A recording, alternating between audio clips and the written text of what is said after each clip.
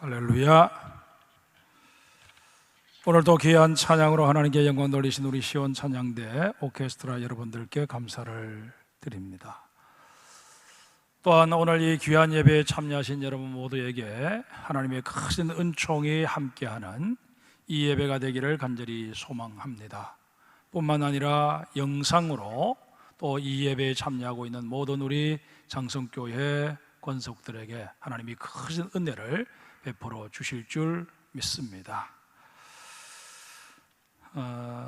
우리가 잘 알고 있는 대로 시편은 이스라엘 백성들이 하나님을 찬양하고 예배하기 위해서 지어 부른 노래들을 모아놓은 책입니다. 그래서 시편을 일컬어 히브리어로 세페르 테힐림, 찬양의 책이라고 부릅니다. 물론 시편 150편 전체가 다 찬양과 관련된 시는 아닙니다. 그 가운데 비탄시도 들어있고 참회시 같은 것도 일부 포함되어 있습니다. 하지만 찬양시와 감사시가 주를 이루고 있기 때문에 세페르 테힐림, 찬양의 책이라고 불러도 전혀 손색이 없을 것입니다. 그런데 이 시편을 시작함에 있어서 제일 먼저 등장하는 표현이 바로 아시레의 하위시, 복 있는 사람입니다. 이 시편 1편은 시편 전체 150편의 서론에 해당이 됩니다. 이 서론 부분을 시작하면서 복 있는 사람이라는 이 표현을 쓴 것은 그저 우연이 아닙니다. 우리가 하나님을 제대로 찬양하고 하나님께 올바른 감사를 드리기 위해서는 내가 하나님과의 관계에서 어떤 존재인가, 내가 하나님께로부터 어떤 은혜를 받아 누리고 살고 있는가 하는 것을 깨닫는 것이 대단히 중요합니다. 그래서 이 시편을 편집하면서 내가 어떤 존재냐 하는 질문을 던지고 그에 대한 답으로서 나는 하나님께로부터 복을 받은 사람이다, 그렇게 고백하는 차원에서 아시레의 하위시, 복 있는 사람이라는 구절로 시작하고 있는 것입니다. 과거 우리 조상들은 이렇게 추석을 맞이하면 이 모든 것이 조상의 은덕이라 그렇게 말하며 산소를 찾아가서 절을 합니다.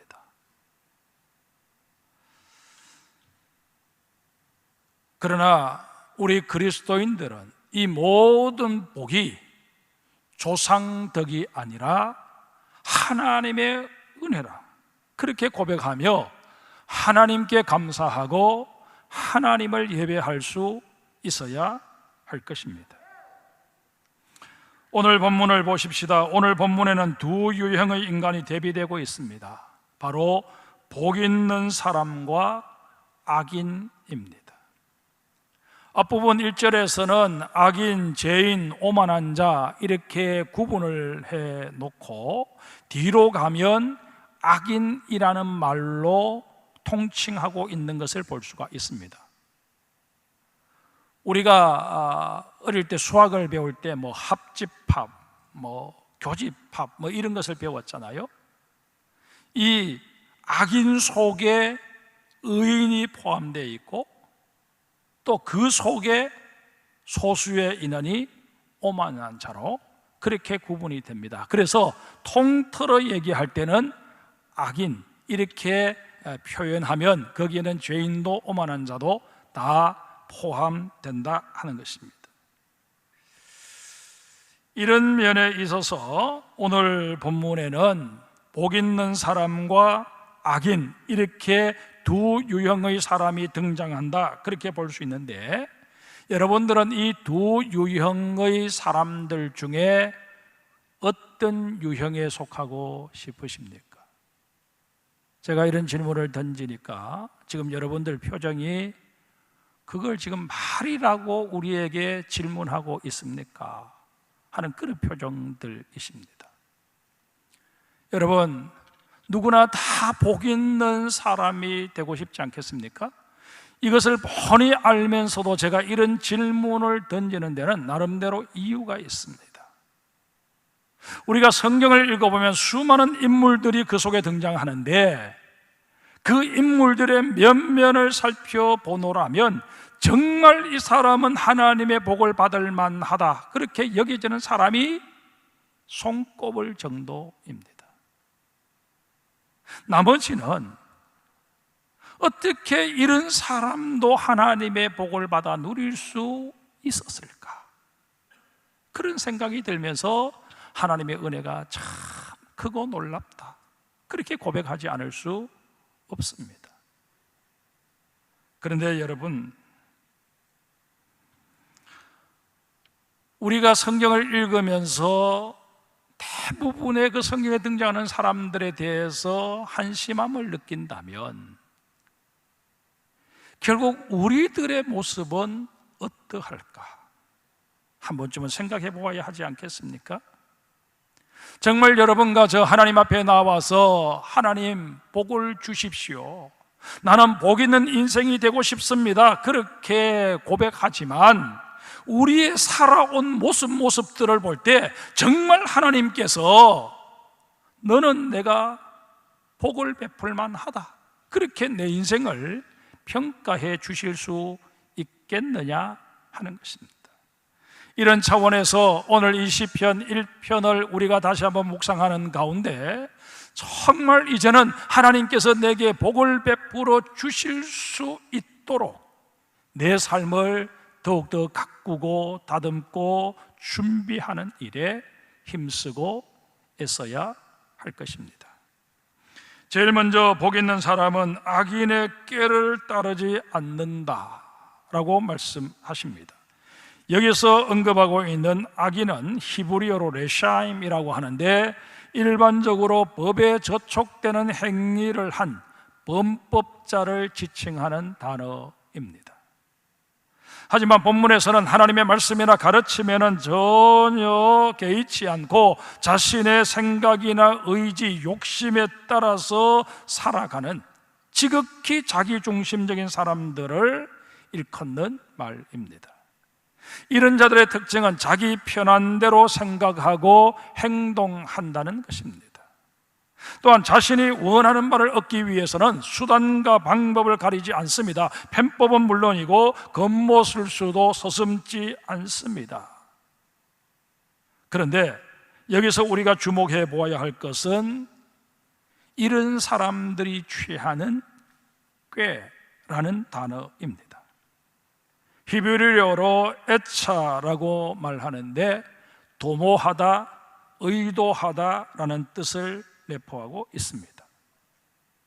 악인의 꾀를 따른다 하는 이 말은 어쩌다 실수로 잠시 방심하다 보니 자신도 모르는 사이에 원치 않게도 세상적인 편법이나 잘못된 방법을 취하게 되는 그런 것이 아니라 살아가면서 아예 그런 악인들의 꾀를 당연시 여겨버리는 것을 말합니다. 의도적으로, 계획적으로 하나님이 원치 않으시는 것을 도모해버리는 것을 말합니다. 그래서 그런 상황들이 매번 반복해서 벌어질 때마다 별 갈등 없이 그렇게 행동하는 것을 말합니다. 사사기 17장 6절에 보면 그때는 이스라엘에 왕이 없었으므로 사람마다 자기 소견에 오른 대로 행하였더라고 전하고 있습니다. 여러분, 사사시대에 이스라엘에 정말 왕이 없었을까요?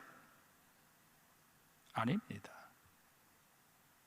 이스라엘에는 세상 그 어떤 왕과도 비교될 수 없는 하나님께서 왕이 되셔서 직접 다스리고 계셨습니다. 이스라엘은 왕정국가가 아니고 신정국가였습니다. 하나님이 어떤 왕이십니까? 이스라엘 백성들을 애굽의 종살이에서 구원해 내신 능력의 왕이십니다. 이스라엘 백성들 광야를 거쳐오는 그 40년 동안 굶지도 않고 헐벗지도 않도록 돌보아 주신 분이십니다. 이스라엘 백성들 요단강을 건너서 가나안 땅을 차지할 때 앞서가시며 대적들을 물리쳐 주신 정말 모든 지략과 전략에 뛰어나신 왕이십니다. 한마디로 여호와 하나님은 완벽한 왕이셨습니다. 그럼에도 불구하고 이스라엘 백성들은 단지 그 하나님이, 그 왕이 자신들의 눈으로 확인할 수 없다는 이유를 내세워 자기 소견에 오른 대로 욕심에 이끌려 모든 것을 생각하고 판단하고 행동해 버렸을 뿐만 아니라 우리에게도 왕을 달라고, 엄연히 하나님이시라는 왕이 계심에도 불구하고 우리에게도 왕을 달라고 그렇게 요구하기에 이른 것입니다. 한마디로 악인의 꾀를 따른 것입니다. 여러분, 우리의 인생의 주인이 누구십니까? 여호와 하나님이십니다. 그럼에도 불구하고 우리가 하나님의 전에 오를 때마다 하나님, 내게 물질을 주십시오, 내게 더 높은 자리를 주십시오, 내게 이런저런 지식을 허락하여 주십시오, 이런저런 경험을 쌓게 해 주십시오, 그렇게 기도하며 그것이 마치 내 인생에 있어서 결정적인 요인이 되는 것처럼 그렇게 생각하며 인생을 살아간다면 우리 또한 자기 소견에 옳은 대로 살아가는 자요 악인의 꾀를 쫓는 자가 될 수밖에 없다 하는 사실을 유념하셔야 합니다. 여러분, 우리가 악인의 꾀를 따르게 되면 우리는 아시레이 하이시, 하나님 보시기에 복된 사람이 될 수 없습니다. 하나님이 여러분과 저를 향해서 복되다 말씀하여 주시지 아니하시는데 감히 나 스스로 나는 복되다 말할 수 있는 사람 우리 가운데 누가 있겠느냐 하는 것입니다. 두 번째로 복 있는 사람은 죄인의 길에 서지 않는다고 말씀하십니다. 앞서 살펴보았던 악인이 그 태도에 문제가 있는 인물이라면 죄인은 아예 그 삶의 목표나 가치관이 잘못 설정되어 있는 인물입니다. 죄인에 해당하는 히브리어가 핫타임인데 관역에서 벗어난 자, 억길로 빠진 자라는 뜻을 가지고 있습니다. 이런 사람들은 자신이 그렇게 잘못될 수밖에 없었던 것 모두 주변 사람들 때문이고 환경 탓이라 그렇게 핑계를 합니다. 심지어 자신의 생각이나 행동이 지극히 정상적이고 옳다고 강변하기까지 합니다.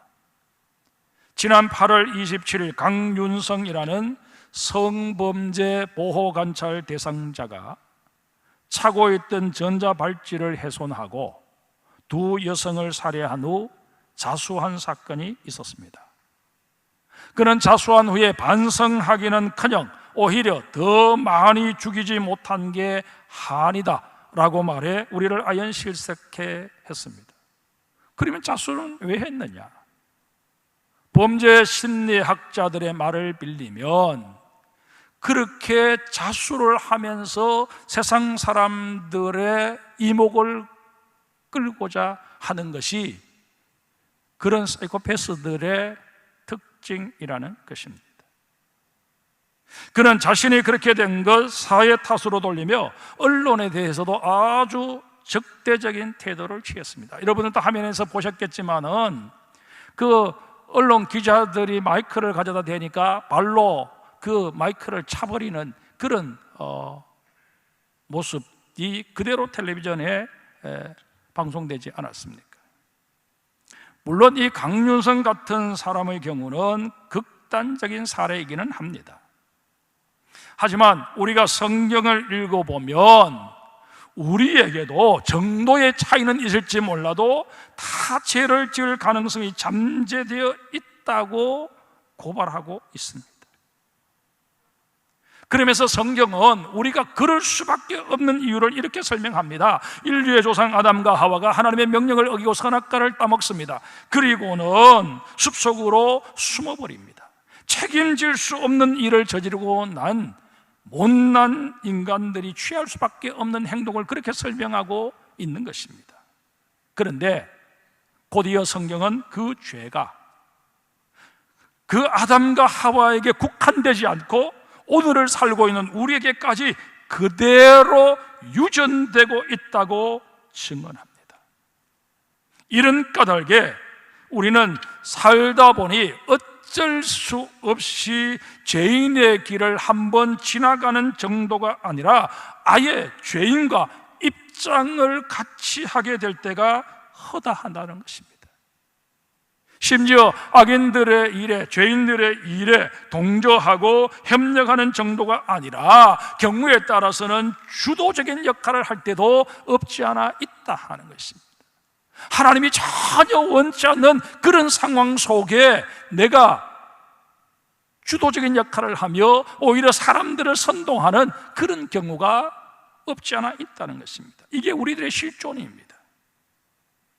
사정이 이렇다 보니 우리가 어떤 생각들을 가집니까? 세상살이 다 그런 거지 뭐, 사람 거기 있어 거기지 뭐, 그렇게 자신을 합리화하는가 하면 심한 경우는 아예 자신이 죄 짓는 것 당연시 여겨버립니다. 이 세상에 죄 짓지 않고 사는 사람 누가 있어? 그렇게 말해버리고 그만이라는 것입니다.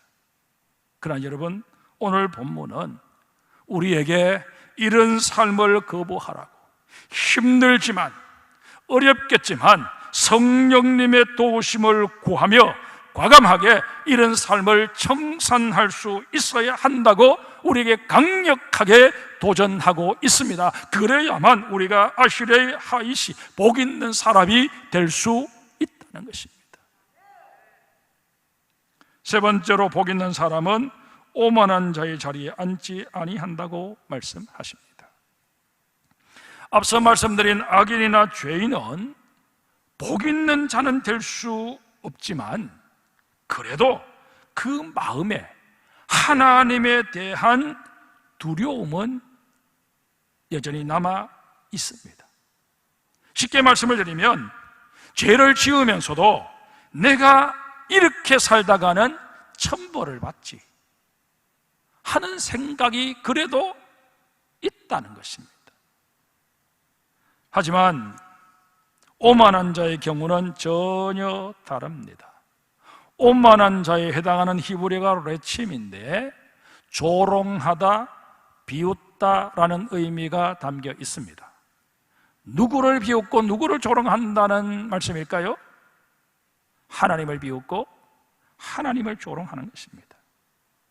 시편 14편 1절 이하에서 다윗이 이런 탄식을 합니다. 어리석은 자는 그의 마음에 이르기를 하나님이 없다 하는도다. 그들은 부패하고 그 행실이 가증하니 선을 행하는 자가 없도다. 여호와께서 하늘에서 인생을 굽어 살피사 지각이 있어 하나님을 찾는 자가 있는가 보려 하신즉 다 치우쳐 함께 더러운 자가 되고 선을 행하는 자가 없으니 하나도 없도다. 이 시편의 말씀을 대할 때에 1절까지만 읽었을 때는 누구나 나는 적어도 하나님을 부인하는 어리석은 자는 되지 말아야지, 그런 생각을 가집니다. 그런데 2절, 3절을 계속해서 읽어내려 가노라면 점점 마음이 무거워지기 시작합니다. 왜냐하면 이 1절에서 하나님을 부인하는 어리석은 자가 다른 사람 이야기가 아니라 바로 나 자신 이야기구나 하는 사실을 깨닫게 되기 때문에 그렇습니다. 한번 보세요. 하나님께서 하늘에서 인생을 굽어 살피사 지각 있는 자를 찾아보셨지만 아무도 없다. 다 치우쳐 함께 더러운 자가 되고 선을 행하는 자가 없다. 그렇게 말씀하고 있다는 것입니다. 여러분, 우리가 이렇게 하나님의 전에 올라와서 예배를 드리고 있으니까 나는 오만한 자와는 상관없다, 그렇게 생각하십니까? 그렇지 않습니다. 크리스찬 불신자라는 말을 들어보셨을 것입니다. 분명 겉모양은 크리스찬인데 그 속내를 들여다보면 전혀 하나님을 믿지 않거나 주변의 시선을 의식해서 믿는 척하는 사람을 일컫는 말입니다. 그런데 여러분, 성경에 보면 인자가 다시 올 때에 이 세상에서 믿는 자를 보겠느냐, 예수님의 말씀입니다. 크리스찬이라는 이름을 가졌음에도 불구하고 하나님의 존재를 부인하는 오만한 자들과 전혀 다를 바 없는 가치관과 사고방식을 가지고 살아가는 것이 오늘 현대의 그리스도인들의 모습은 아니냐 하는 것입니다. 다른 사람 볼 것 없이 내가 지금 그렇게 살고 있지 않느냐 하는 것입니다. 세상을 살면서 어떻게 하면 더 많은 것을 소유할 수 있을지, 어떻게 하면 더 높은 자리에 오를 수 있을지, 거기에 온통 관심을 경주하면서 그것 이루어내기 위해서 수단과 방법을 가리지 않는 그런 나 자신의 모습을 보게 될 때가 한두 번이 아니라는 것입니다. 여러분, 이런 우리의 모습은 영락없이 누가복음 12장 16절 이하에 소개되어 있는 어리석은 부자의 모습입니다. 그 부자 나 하면서 자기 중심적으로 그렇게 인생을 살다가 우리 주님께서 이 어리석은 자야, 오늘 밤에 너의 생명을 내가 취하면 너의 그 많이 모아놓은 재산이 누구의 것이 되겠느냐고 질책을 당하지 않습니까? 어리석은 자, 하나님 보시기에 어리석은 자, 이런 인생을 우리가 살고서는 결코 아시레이 하이시, 복 있는 인생이 될 수 없습니다. 네 번째로, 복 있는 사람은 여호와의 율법을 즐거워하고 주야로 묵상한다고 말씀하십니다. 여호와의 율법을 즐거워한다는 것이 무슨 말일까요? 즐거워한다에 해당하는 히브리가 헤프초입니다. 어떤 대상에게 온 마음이 쏠려 있는 모습을 표현하는 단어입니다. 요즘 젊은이들의 표현을 빌리자면 무언가에 완전히 삘이 꽂히는 것을 말합니다. 어디에 우리가 삘이 꽂혀야 할까요? 하나님의 말씀에 삘이 꽂혀야 합니다. 그 이유는 간단합니다. 말씀을 통해 얻게 되는 유익이 너무나도 많기 때문입니다. 말씀이 주는 유익을 소개하는 성경 구절은 수도 없이 많습니다. 그 가운데 한 곳만 찾겠습니다. 지난 주일 설교 본문이었던 시편 19편 7절의 말씀입니다. 우리 한번 찾겠습니다. 오늘 본문에서 조금 뒤로 넘어가면 시편 19편이 나옵니다. 19편 7절을 찾으셔서 11절까지 우리 한 목소리로 같이 읽겠습니다. 같이 읽습니다. 여호와의 율법은 완전하여 영혼을 소성시키며 여호와의 증거는 확실하여 우둔한 자를 지혜롭게 하며 여호와의 교훈은 정직하여 마음을 기쁘게 하고 여호와의 계명은 순결하여 눈을 밝게 하시도다. 여호와를 경외하는 도는 정결하여 영혼까지 이르고 여호와의 법도 진실하여 다 의로우니 금 곧 많은 순금보다 더 사모할 것이며 꿀과 송이꿀보다 더 달도다. 또 주의 종이 이것으로 경고를 받고 이것을 지킴으로 상이 크니이다. 아멘. 여호와의 말씀은 우리의 영혼을 하나님께로 돌이킬 뿐만 아니라 우리 인간의 어리석음과 정직하지 못한 것, 순결하지 못한 것 등등 우리의 부족과 연약함을 채워주고 온전하게 만들어 줍니다. 그러기에 여호와의 율법 곧 하나님의 말씀을 듣고 읽고 묵상하는 일을 즐겨 하는 것, 이것은 우리 그리스도인들로서 지극히 당연하고 필수적인 일입니다. 그런가 하면 우리가 하나님의 말씀을 묵상해야 하는 또 하나의 이유가 있습니다. 하나님의 법을 내 모든 삶의 기준으로 삼기 위함입니다. 동물학자들은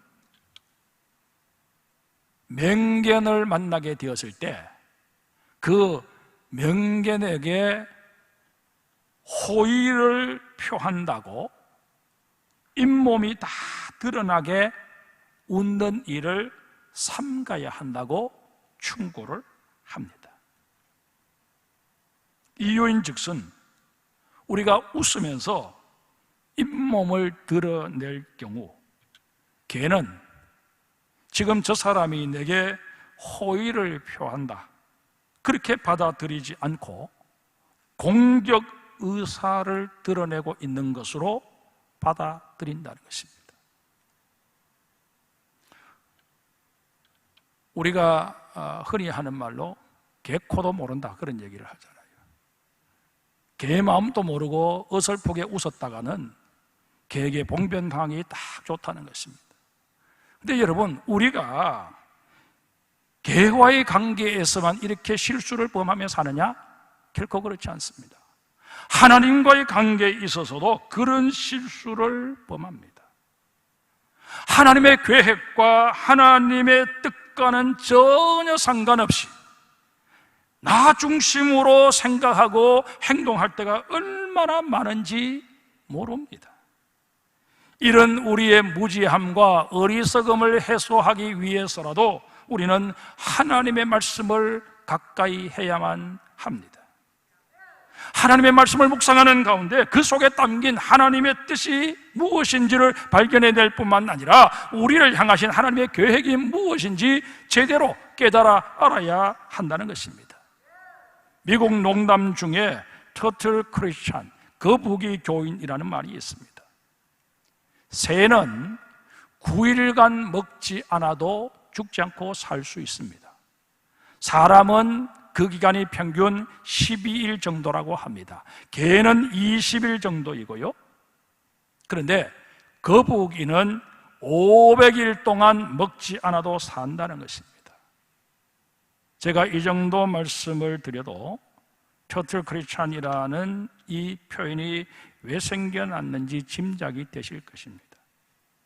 1년이 넘도록 하나님의 말씀인 성경을 한 페이지도 읽지 않으면서 자신이 종교란을 적는 그 칸에 버젓이 기독교인이라고 적는 사람들을 질타하고자 터틀 크리스찬이라는 말이 생겨났다는 것입니다. 우리 주변에는 자기 분야에서 최고의 자리에 올랐기에 레전드, 영웅이라 불리는 사람들이 있습니다. 우리 장성교회 성도들은 한 분도 빠짐없이 영적인 레전드가 되시기를 주의 이름으로 축복합니다. 우리 장로님들, 권사님들, 집사님들 모두 그 직분의 레전드가 되셔야 합니다. 찬양대원들, 예배위원들, 찬양부원들, 방송요원들, 순임원들, 교회학교 교사들 다 마찬가지입니다. 그 주어진 사역의 자리에서 레전드가 되고자 하는 그런 거룩한 꿈을 꾸셔야 할 것입니다. 그러려면 하나님의 말씀을 가까이 하는 것 필수적입니다. 내게 직분을 맡기시고 내게 귀한 사역을 위탁해 주신 우리 주님의 뜻이 어디에 있는지를 성경을 통해서 깨달아 알아야 내가 레전드가 되어도 될 수 있는 것 아니겠습니까? 하나님께서도 이미 레전드가 되었거나 아니면 되기 위해서 말씀을 가까이 하는 그리스도인들을 아시레 하이시, 복 있는 사람이다 그렇게 선언하여 주십니다.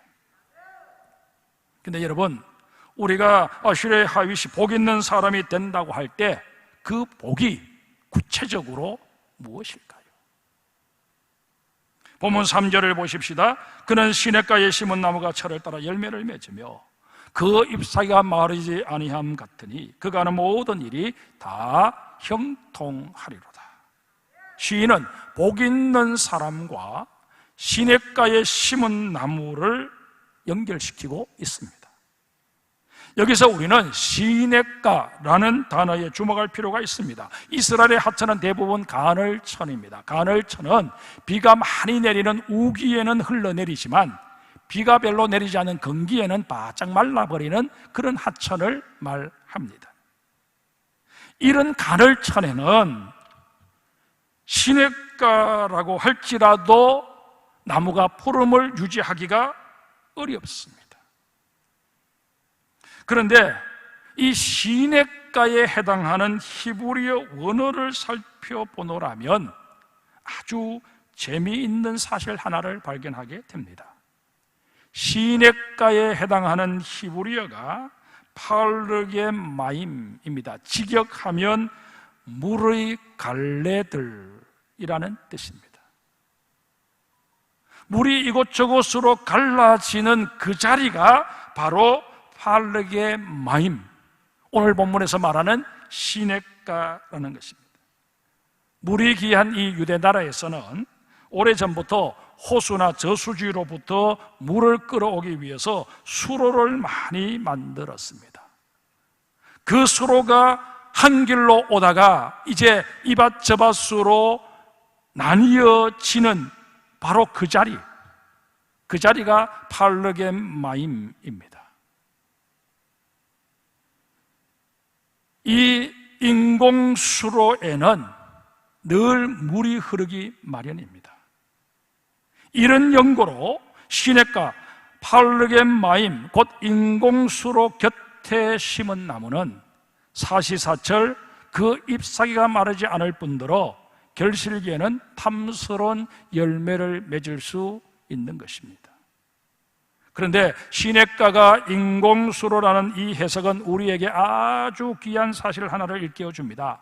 나무의 생장에 절대적으로 필요한 물을 나무 스스로 힘들게 뿌리를 내려 빨아들이는 것이 아니라 인위적으로 만들어진 수로를 통해 충분하게 공급받고 있는 이 모습을 통해서 복이라고 하는 것이 근본적으로 내가 아등바등 애를 써서 얻게 되는 것이 아니라 만물의 주인 되시는 하나님께서 내게 공급하여 주시는 것이라는 것입니다.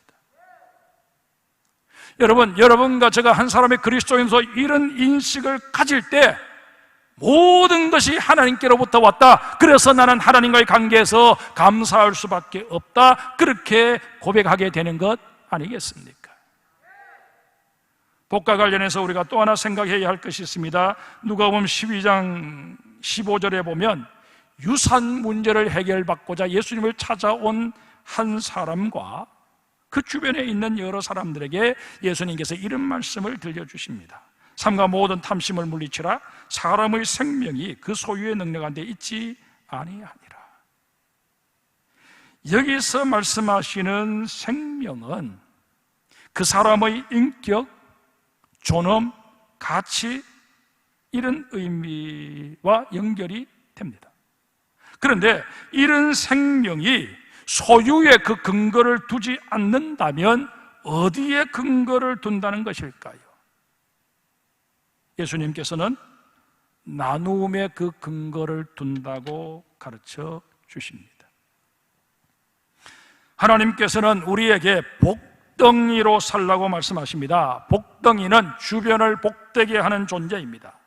내게 꼭 필요한 것 외에는 다 흘려보내서 주변을 복되게 하는 존재가 되어야 한다는 것입니다. 흐리하는 말 가운데 만석군이라 할지라도 다른 사람의 입에 쌀 한 톨 넣어주지 못하는 사람이 있는가 하면 한 대박의 양식을 가지고서도 주변의 사람들 다 불러서 함께 나누어 먹는 그런 사람이 있다고 하지 않습니까? 하나님의 나라에서는 많이 가진 자가 부자가 아닙니다. 이 땅에서 많이 나눈 자가 하나님의 나라에서는 부자로 대우를 받는다 하는 사실을 우리는 유념해야 할 것입니다. 그리 많지 않은 나이에 사역을 마감하고 하늘나라로 가신 최희동이라는 목사님이 계십니다. 이분이 쓴 교회가 주는 물은 막습니까? 라는 글의 일부분을 읽어드릴까 합니다. 가을의 농가밭이 아무것도 소유하지 않고 농부에게 또 하늘을 나는 새와 산짐승에게 모든 양식을 공평하게 나누어 주듯이 이웃과 더불어 얻은 양식은 내 것이 아니라 하늘의 것이라 여기며 나누어 주어요. 그래서 마침내 아무것도 걸치지 않은 알몸으로 주님 맞이하는 겨울나무처럼 그대와 나 그렇게 살아요.